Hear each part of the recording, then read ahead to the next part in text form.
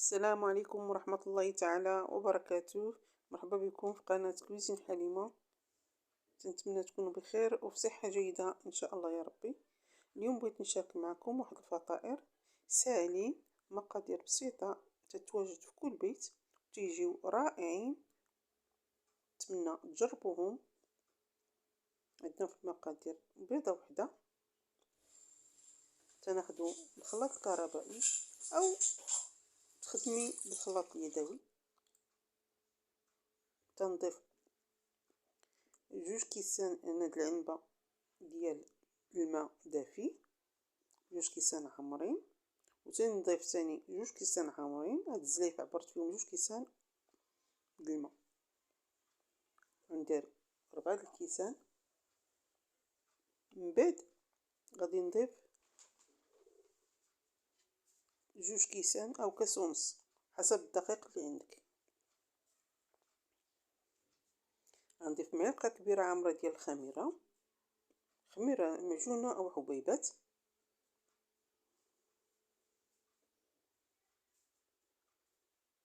غنضيف الملح. هاد المقادير تيعطيونا كميه كثيره.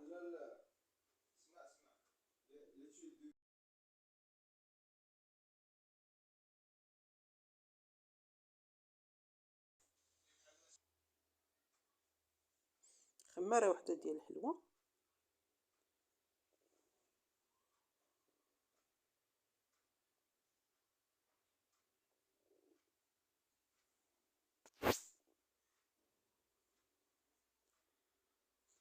وغادي نضيف 3 الكيسان ديال العنبه ديال الدقيق الفينو، 3 الكيسان ديال الفينو، وكاس الدقيق الابيض طحين فورس.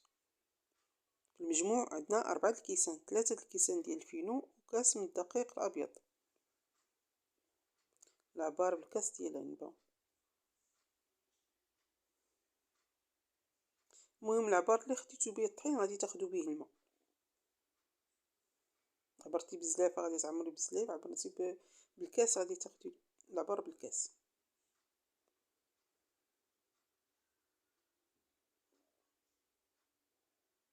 كاس ديال الدقيق الابيض. وغادي نخلطو كلشي في الخلاط، نخلطوه مزيان. الخليط تيجي ثقيل من الخليط ديال البغرير، تيكون ثقيل شويه. غادي نزيد معلقه كبيره ديال الخل. ها هو الخليط من بعد ما طحنتو كما كتشوفوا. غادي نفرغو في واحد الاناء ونغطيه ونخليه حتى يخمر. الا ما غسلنا المونينيكس وجمعنا 6 العامات غتكون خمرات. الى عجبكم الفيديو ما تنسونيش من اللايك والبارطاج، فضلا منكم ونساء امرا. جزاكم الله كل خير.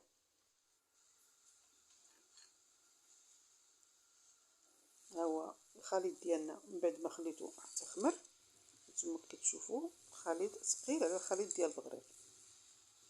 دابا غناخذ واحد المقله اللي غادي ندهنها بشويه ديال الزيت، وغادي نبدا نطيب الفطائر ديالي.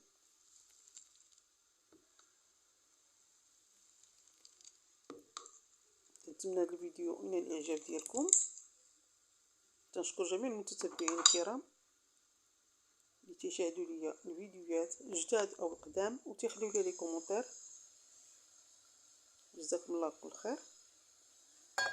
غنقلى من بعد ما درتها فوق النار، درت فيها الزيت. بعد ما سخنات فرغت الكميه اللي غادي نطيب. كيف كتشوفوا يجي بحال بغرير مثقب، غير هذا تيطيب يجي زوين. كما كتشوفوا كيجي رائع، يجي من داخل بحال الشهده وخفيف ولذيذ. صدقوني الا جربتوه غادي يعجبكم لانه هو ساهل في التوجد ولذيذ بزاف. نبقى مستمره نسالي الفطائر كاع اللي عندي.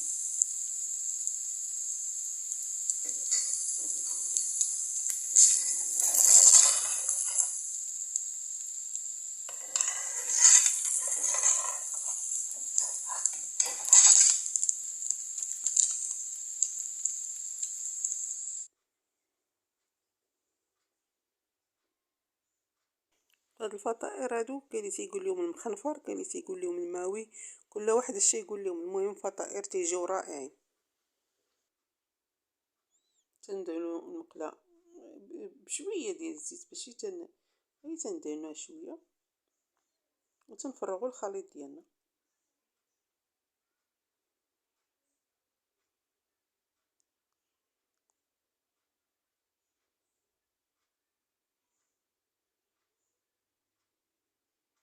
تنتمنى ينال الاعجاب ديالكم هذا الفيديو وتبارطاجيوه مع الاحباب ديالكم فضلا منكم وليس امرا.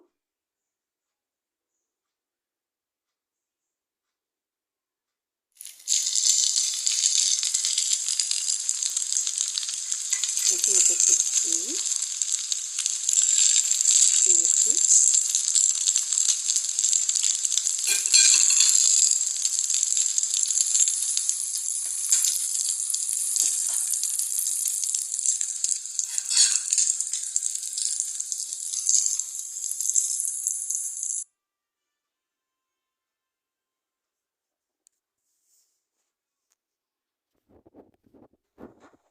صافي. نكونوا مستمرين، كنت نساليو الفطائر اللي عندنا.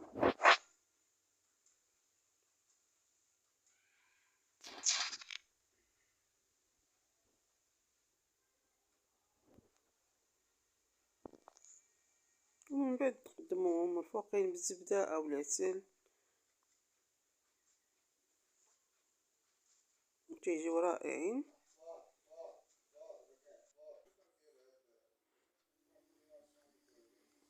هذا هو الشكل النهائي ديالو. تنتمنى ينالوا الاعجاب ديالكم وتجربوهم. غادي نقسم معكم واحد الرغيفه تشوفوها كي دايره من الداخل، دايره بحال الشهده. صدقوني الا جربتوهم غيعجبوكم. نتوما كتشوفوا رطبين ولذاذين وبالصحه والراحه. وما تنسونيش من لايك الا عجبكم الفيديو والبارطاج فضلا منكم وليس امرا. جزاكم الله كل خير والسلام عليكم ورحمه الله تعالى وبركاته.